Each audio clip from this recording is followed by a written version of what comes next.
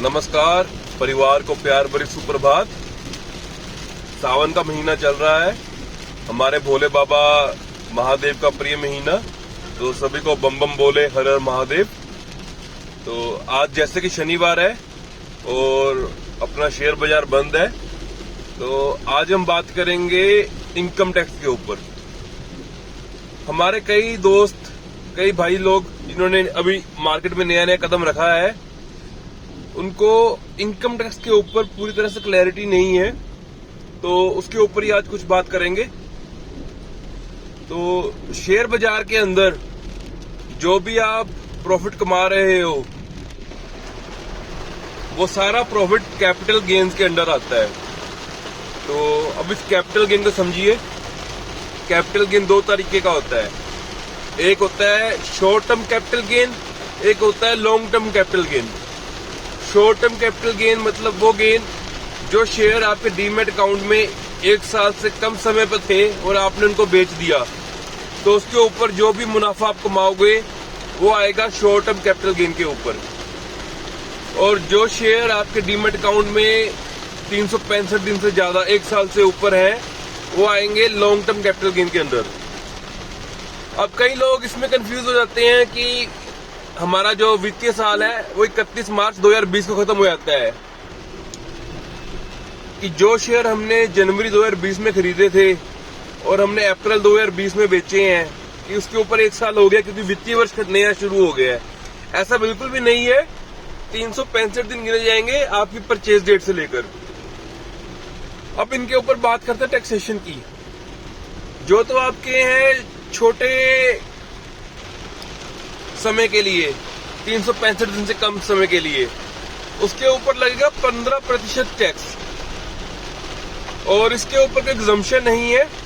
जैसे कि कुछ भाई लोग अपनी बात कर रहे थे कि मैं पैसा पीपीएफ में डाल दूंगा, पीएम केयर फंड में दे दूंगा मुनाफे में से, तो मेरा टैक्स बच जाएगा। ऐसा बिल्कुल भी नहीं है। जो भी पैसा शॉर्ट टर्म कैपिटल गेन के अंडर आएगा, उसके ऊपर 15% का सीधा सीधा रेट है। मान लीजिए आपने 100 रुपए का कोई शेयर खरीदा, आपने 150 रुपए में बेच दिया, तो 50 रुपए मुनाफा आपको हो गया।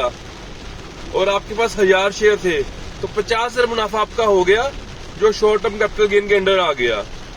उसके ऊपर आपको 7500 रुपया, 7500 रुपया फ्लैट टैक्स देना पड़ेगा सरकार को। इसमें कोई रिबेट नहीं है, कोई कुछ भी नहीं है। इस वीडियो बनाने का मकसद ये था कि कुछ जो नए निवेशक आए हैं कोविड के अंडर मार्केट में, उन्होंने कुछ पेनी स्टॉक्स में या अच्छे स्टॉक्स में पैसा लगाकर काफी अच्छा मुनाफा कमाया है। मेरे कई दोस्तों से बात हो रही थी जिन्होंने आलोक इंडस्ट्रीज में, ओप्टो में 2-2 लाख रुपए लगाया है और तकरीबन उन्होंने 20-20 लाख रुपए कमा लिया उसमें। तो जिसने 40 लाख रुपए कमाया है कोविड के अंडर, उसको 6 लाख रुपए टैक्स भी देना है। उन्होंने इस बात को नजरअंदाज किया है, तो उन्होंने वो पैसा खर्च दिया है। कईयों ने अपने फ्लैट की किस्तें उतार दी, कईयों ने गाड़ी लेनी थी। तो पर अब ध्यान रखें, 31 मार्च 2021 में जब आपकी रिटर्न जाएगी, तो आपको 15% टैक्स भी देना है। तो आपको जो मुनाफा आ रहा है, आप उसमें से टैक्स का पैसा पहले बचाकर अलग कर दीजिए, उसकी एफडी करा लीजिए थोड़े समय के लिए, या एज एडवांस टैक्स पहले पे कर दीजिए, तो आपको साल के अंत में ज्यादा दिक्कत नहीं आएगी।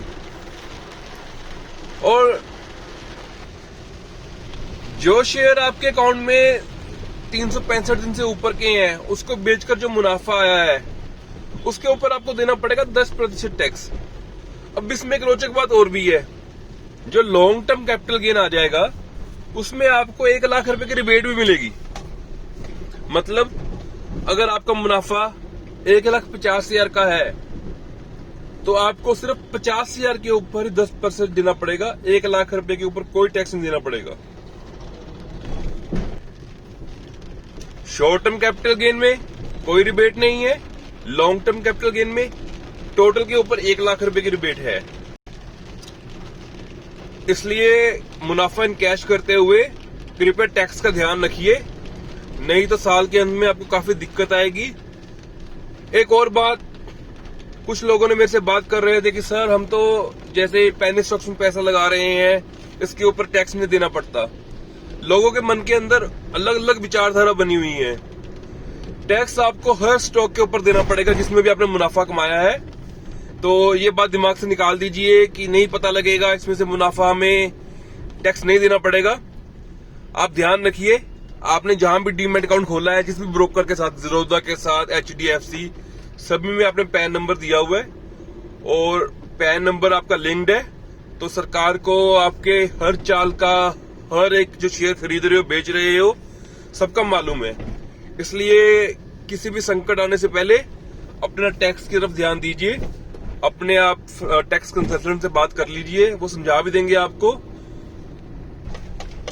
जो नए निवेशक आ रहे हैं, वो कृपया सारा पैसा मुनाफे का मत खर्च करिए अभी। तो एक और बात, कईयों ने प्रॉफिट भी कमाया है, साहब ने कुछ लॉस बुकिंग भी की है। तो अब उनका जो टैक्स देना है, उन्होंने वो प्रॉफिट में से लॉस माइनस कर जो शेष रकम बचेगी, सिर्फ उसी के ऊपर देना है। आपको उदाहरण देता हूं एक। मान लीजिए आपने 2 शेयर खरीदे, दोनों का मूल 100 रुपये था। आपने दोनों के 10-10 शेयर खरीद लिए, 1000 रुपया लगा दिया आपने दोनों शेयरों में। 3 महीने बाद एक शेयर जो 100 रुपए का था एक कंपनी का, वो 150 रुपए का हो गया और आपने इसको बेच दिया। 10 शेयर थे आपके पास, तो आपके पास मुनाफा हुआ 500 रुपए का। दूसरी कंपनी का शेयर जो आपने 100 रुपए में खरीदा था, वो 90 का रह गया और आपने उसको 90 में बेच भी दिया। तो आपको उसमें 10 रुपए घाटा पड़ा हर शेयर के ऊपर। 10 शेयर थे आपके पास, आपको 100 रुपए नुकसान हो गया उसमें। अब आपको जो टैक्स देना है वो 500 के ऊपर नहीं देना, लॉस आपका उसमें से लेस हो जाएगा। 500 माइनस 100, 400। 400 रुपए के ऊपर टैक्स देना है, चाहे वो लॉन्ग टर्म हो चाहे वो शॉर्ट टर्म हो। तो ये बातें ध्यान में रखते हुए अपने टैक्स की प्लानिंग कीजिए और शेयर बाजार में मोटा मुनाफा कमाइए। बाकी अगर किसी भी भाई को कोई दिक्कत हो तो वो कमेंट में बता दीजिए। तो अपना ईमेल एड्रेस छोड़ दीजिए, मैं वहां पे पूरी शीट बनाकर भेज दूंगा उसको। तो चलिए ठीक है, वीकेंड का मजा लीजिए। सोमवार को बाजार खुलेगा, तब देखते हैं क्या होता है।